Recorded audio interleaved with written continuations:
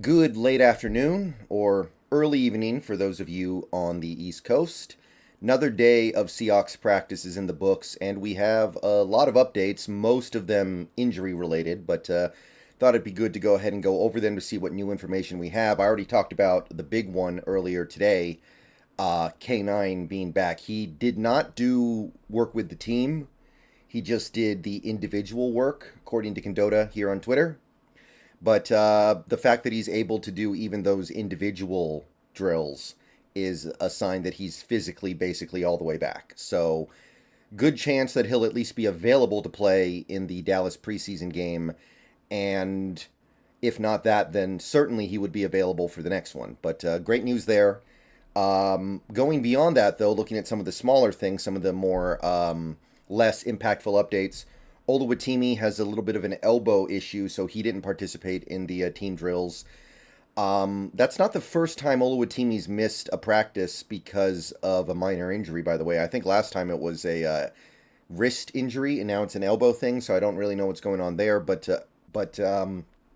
either way, it doesn't sound like anything hugely significant, so we just kind of have to wait for more information on that one and hope he just misses a couple of days, because we're going to be looking at him heavily in these next two preseason games, I have to believe. More injury news. Derek Young did a little bit of work on the side, but nothing with the team. The fact that he's doing even that little bit of work to the side makes me have a lot of optimism that it's not a hernia, a sports hernia, because a sports hernia would probably keep you out a month, month and a half, maybe 2 months. They tend to be pretty significant. So the fact that he's doing work to the side is indicative of the fact that it's not a sports hernia, which would be big, because if he does have a sports hernia, he would probably miss at least a couple regular season games. So great news there from Condota.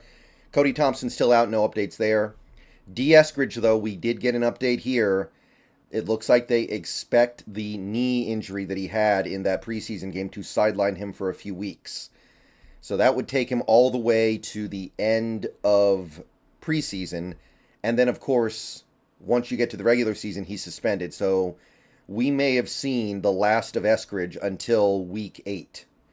And given the fact that he got to play one play in the preseason before he got hurt, and it was a kickoff, that's obviously not going to instill any confidence in anybody. Obviously, this guy has no friends left in this fan base. Everybody pretty much can't stand him anymore. But decent preseason and camp could have gone a long way in at least justifying his spot on the team. But now I don't know. Maybe we keep him until his suspension is up, and then he's out of here. Maybe we don't even wait until then. But probably the last you've seen of Eskridge for at least a while.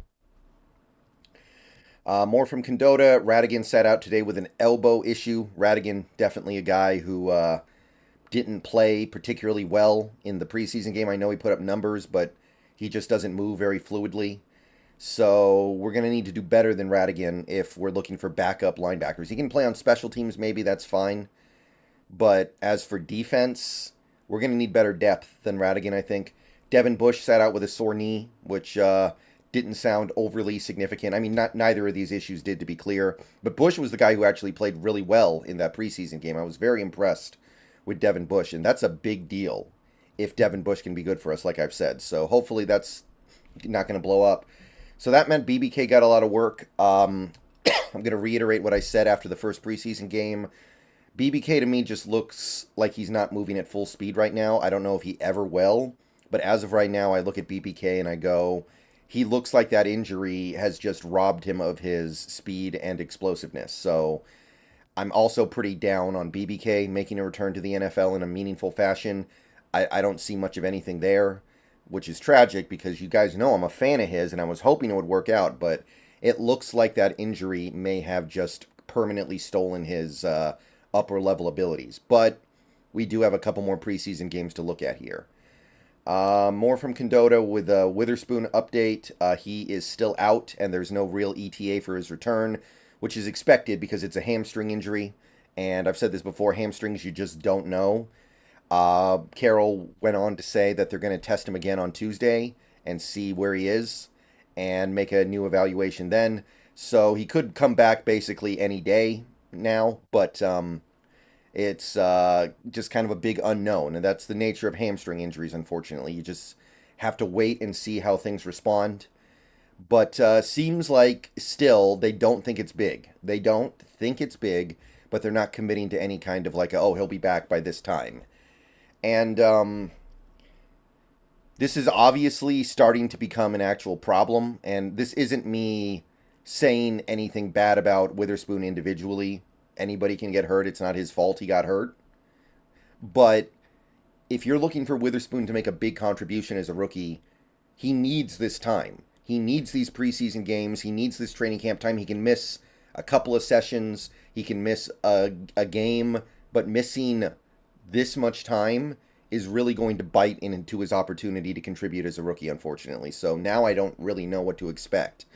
Um, I think if you add it all up, the time he's missing with injuries, the time he missed because of the 2-day holdout, and now the preseason stuff as well, it just all adds up to the point where I don't know what to expect this year. Brady Henderson now, talking about Kayvon Johnson. Nothing new here, but according to Carroll, he is doing much better, and they believe that the only thing that happened is he got a concussion. And again, based off the way things went in that game, the way he was stretchered off, it looked a lot worse. So I'll call this good news. I will call this good news because concussion is pretty much the best case scenario given how he was taken off the field. So good news there. Kayvon Johnson's fine.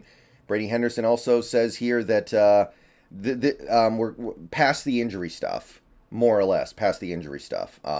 Although this still pertains to the Witherspoon injury stuff. Woolen has locked down the spot on the right side of the defense. He's the right side cornerback. So Jackson, Brown, Witherspoon, and anybody else who wants to get involved is fighting for the left cornerback spot. And Witherspoon and Bryant are fighting for the nickel spot, which I think most people pretty on board with that at this point. Brady Henderson does mention the thing that I've talked about for months now, where Witherspoon could win both jobs. But again, it's looking like it could have happened because especially those couple of days after he came back from his holdout, and not really a holdout, but kind of a holdout, he was looking really good, and then the hamstring injury happened. So it seemed like that was on the table at one point, but now that he's missing all this time, I just don't know. And you got to remember, Jackson has looked really good this offseason. Trey Brown, I think, has looked good this... I'm sorry, not preseason, training camp.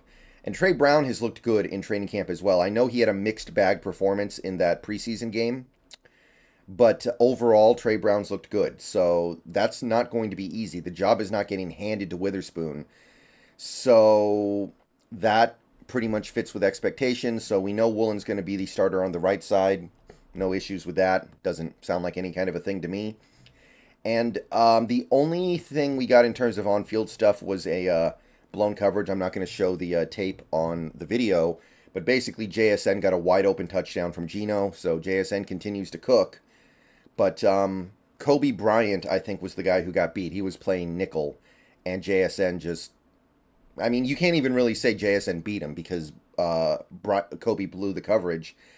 And I think it just speaks to the... I think we're just seeing more and more evidence here, especially with how Kobe played in that preseason game a couple days ago, that he's just maybe not going to be fast enough and quick enough and good enough in man coverage to be a slot cornerback full-time in the NFL. So we're getting more and more evidence here that his ultimate destiny in the NFL is to play safety, because he made some plays in that preseason game. And that's really all I got in terms of updates. I will talk to you guys later. Go Hawks. See you guys tomorrow.